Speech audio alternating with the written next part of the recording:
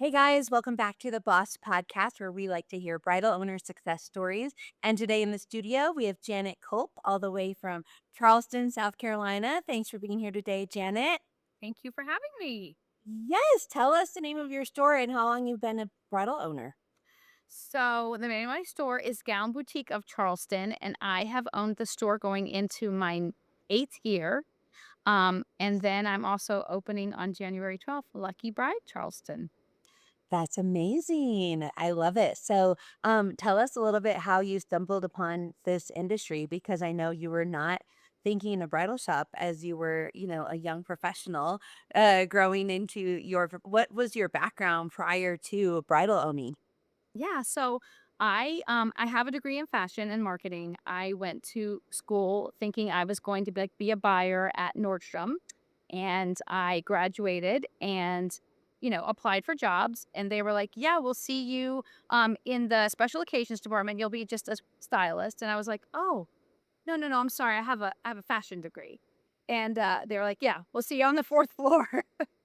And so I did that for a little bit, but at the same time, I was getting married and I loved my bridal experience. So I once I graduated and got married, because I got married young, right out of college, to my high school sweetheart. So I started working at the bridal store that I bought my dress at. And I worked there for like 2 years and I loved it. And then I started teaching. So I taught high school fashion and marketing.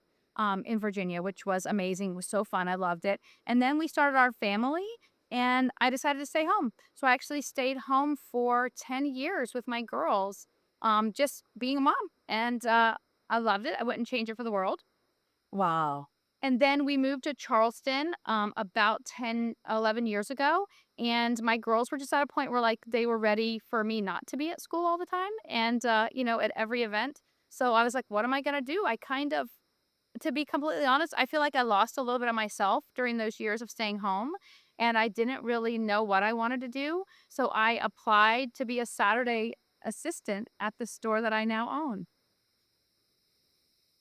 So you were working in the store on Saturdays and then In the store on Saturdays, and I'm like, wait a second, like I love this, and like actually the owner wasn't letting me sell. She was just, letting me put stuff away. I just was kind of cleaning, walking around, and then and finally you were one like how old at this time? I'm like in my I'm like in my late 40s. why didn't she let you work with brides? I don't know. I just thought she just hired me to like help, right? Just put stuff away. Okay, And okay. finally one day I was like, I can do this. Like I can sell. Just let me work one appointment. And after that, it was just like no stopping me. Like I love selling. That's where my like passion for this industry is really in sales. And then it started like I was part-time and then I was full-time and then we were at market in New York City. It was me and her and she had a little bit too much to drink and she was like in her late 60s and she made a joke about like selling me the store. And then she never brought it up again. And I came home and I said to my husband like she kind of mentioned selling me the store. And he was like, "Really?" And, but then months went by and she never mentioned it again. But then, one day she mentioned it and I was like, "Let's do it." Like, I'm ready. Like, I felt like it was finally my time. And, I bought the store and that was 8 years ago. And you have grown it tremendously since Huge. then. Yep. It's So huge. Yeah, we've Yes. doubled the our sales and this we've remodeled the store, and when I bought the store, she always had, like, 1.5, 2 employees. We have 4.5 employees, so it's been insane. It's been amazing. And you're expanding to a new location, which is going to serve a different bride. Tell us about that location. Yeah, so I just noticed in Charleston, there was a huge kind of, like we were missing a market. Everyone was, like, catering to the 2,000 and up bride in our market, and we were just having a lot of brides that were constantly looking for samples or sale dresses, and, I felt like almost like, part of my store was getting taken over by, like, a little bit of a lower budget, and I was maybe starting to, like, weed out the higher budget, and I didn't want that, so I just feel like we're in a time right now where we have a lot of budget-conscious brides and also girls with really quick wear dates, so I talked to you about it. I had a couple different ideas, and of course, my husband I'm 52, my husband's ready to retire, and he's like, "Janet, like, I'm kinda ready to, like, slow down," and I was like, "I kinda lost 10 years, I'm kinda ready to, like amp it up. You're like, "Oh my god." started. So, yeah, so that's what it is. It's going to be catered to girls that want off the rack and that also, want a little bit of a lower price point. And I do feel like, and you haven't even asked me this yet, Minnie, but I do feel like the confidence that I've gotten and the knowledge that I've gotten in Boss and the people that I've got to meet in Boss have really, I think, got me to be able to feel like I could open this second store because I was able to reach out to you and I was able to reach out to, other store owners that are doing this. And that gave me the confidence to be like, okay, I can do this. Well, you are a phenomenal owner, so I have no doubt in your success. I know it's gonna be great. And you have been a star student because you implement what we teach, and that's just so awesome because like I said, is knowledge is one thing, but implementation is another. So just being able to celebrate you in all the years that I've gotten to know you, I'm like just a proud friend over here. I'm like, look at her go. Look at her go. So you did just have a staff retreat with your team. I'd love to hear about that and how that went because Yeah. was that your first official big staff retreat? Yeah, my first ever staff retreat. First ever. Okay, let's hear about it. I feel like it came from like watching you do your staff retreat, but also the staff retreat that we do as a boss members. And I was like, how can I do that? And I know I think I just wanted to be able to do something that created like team bonding, but also brought together like the holidays and learning. And so, yeah, we went on a Sunday evening to rented a beach house in Folly Beach, which is about 45 minutes from the store, and we Sunday night to Tuesday morning, and we did activities and trainings and team bonding and lots of content, and it was really fun. I love that. Okay, so how do you feel like that's going to change next year with the team that you have? Um, I was thinking about that actually. I think that it'll just get better and bigger. Like first one was like, okay, now I learned what I would maybe do differently, what I would do the same. And yeah, I think it'll just continue to grow. It was so fun. Yeah, and they're probably more unified in the mission of like what they're here for. Definitely. Definitely. I feel Yes. like they bonded as a team, we bonded as a team, and then, we took away a lot of new knowledge and just refreshed on things. So yeah, it was amazing. It was so much fun. I love it. Well, and I will tell you that it's really hard to accomplish goals together as any kind of team, a sports team, a company team, if there isn't that camaraderie and relationship. And so it's something that it feels like, are we wasting time? But like not, being in the store or closing the store down. Like I closed my store several days at the beginning of December just to continue to invest in them because honestly, we came back even stronger. So you have to I just think about all the teams I've been a part of over the years, not just work teams, but like sports team. And we always played better on the court if we were strong in our relationship and trust with one another. So I know that you built relationship with them and trust, and that's pretty awesome. Yeah, it was amazing, and I feel like I wanted them to see, like, that I was willing to pour into them and to really invest into them and do this as, like, a thank you, but also, like, "Hey, like, let's see where we can go from here." Totally. I love that. Okay, so here's my next question. Um, you know, thinking about your season of life and you could absolutely decide, "Hey, I want to slow down." And like not that like I'm just saying you have the financial success to be able to pause if you wanted to, but something keeps you going because you love the industry so much. So I kind of am questioning for Janet, what do you see in the future of bridal in the next 10 years because you're here for a really good portion. I mean, you're expanding, so it's not like you're going anywhere. So I'm curious, like, what are you excited about this happening in our industry for the next 10 years? Well, for me personally, I feel like I'm just so like, I just wanna be the best. Like, when someone thinks of, like, where to shop in Charleston, I want it to be here at either of these stores.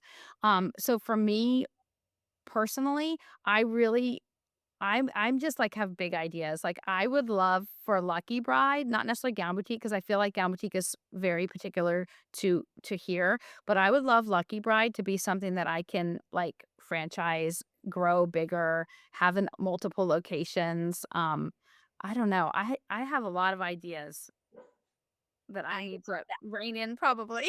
No, but what's exciting is that you are dreaming and you're not thinking like, "Oh, this is a dead end." Like, some people are discouraged because retail can be hard because you can buy online, you know what I mean? Like, you can buy anything online, but, when you do sell an experience, I think it's exciting and people do wanna keep shopping with you know what I'm saying? Yeah, and I feel like, I think that is scary when we look at like, fast fashion and things like that. But for me, I just keep coming back to the experience and that's what we hear when people are in here.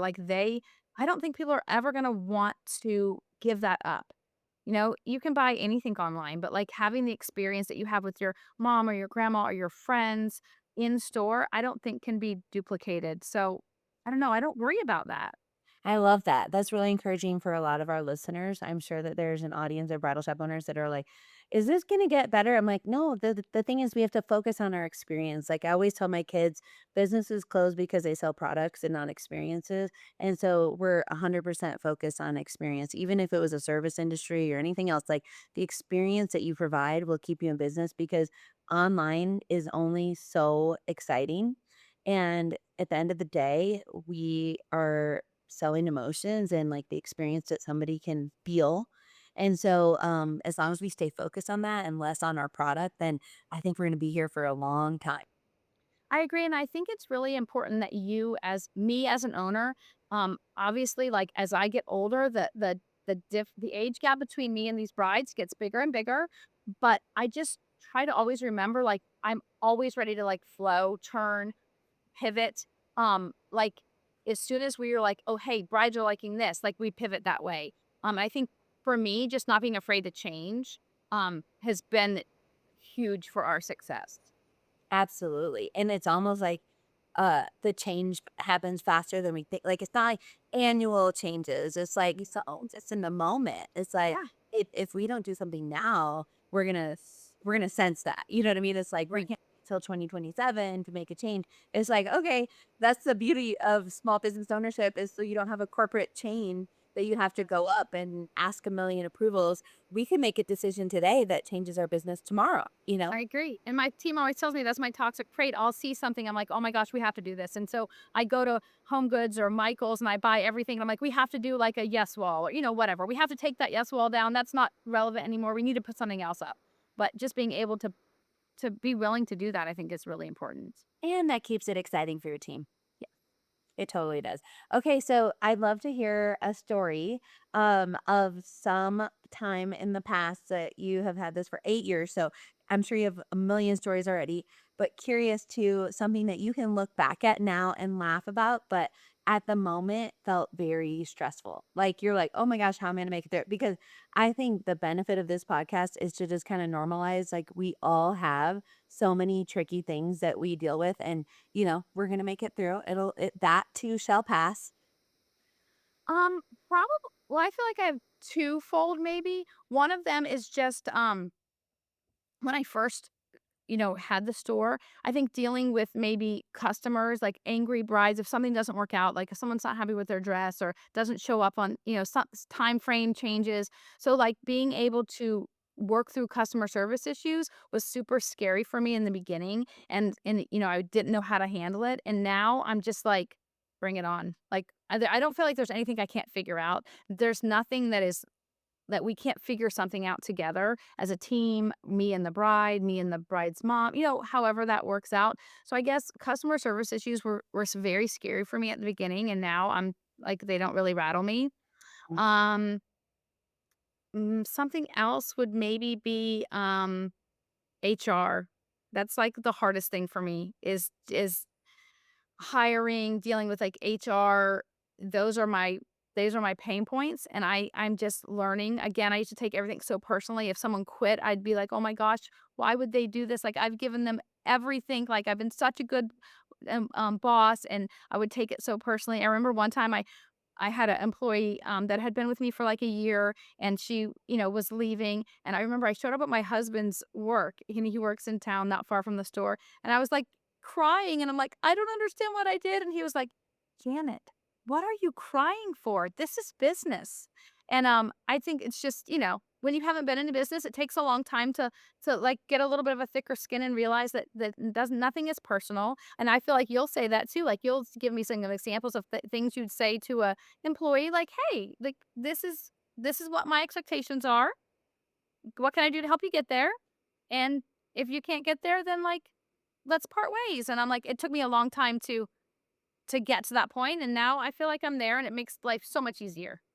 It does, and especially it helps you love people too better, and in a sense of, like, realizing that there's a whole person behind that decision, Right. and even though it feels personal, there's usually a lot of other factors at play with why they have to maybe step away, Yeah. and, one of those things could have been maybe the work environment, but most of the time it's, like, 80% a whole bunch of other things, you know?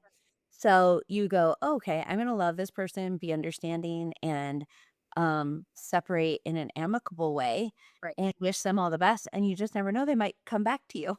Like, Right. I've had a girl that 6 years later came back to me because she said this was the best workplace she's ever had, but she had to bounce around a little Yeah. to, like, realize, like, that was an amazing opportunity and she wishes she never left, but at the same time, she's a way better team member now because she's so grateful for the opportunity. Yeah, no, yeah, the employee that I'm talking about that I went to my husband, like, in tears, I ran into her in Costco, and she's like, "Oh my gosh, I miss being at the store, like, I've had a baby now, and I'm home, and if you ever need just help on a Saturday, please let me know." So, it is, it's like so many times it's not it's I mean, it's usually not personal, it's that they have some life stuff going on that's just different than the goals maybe that you have for them at the store.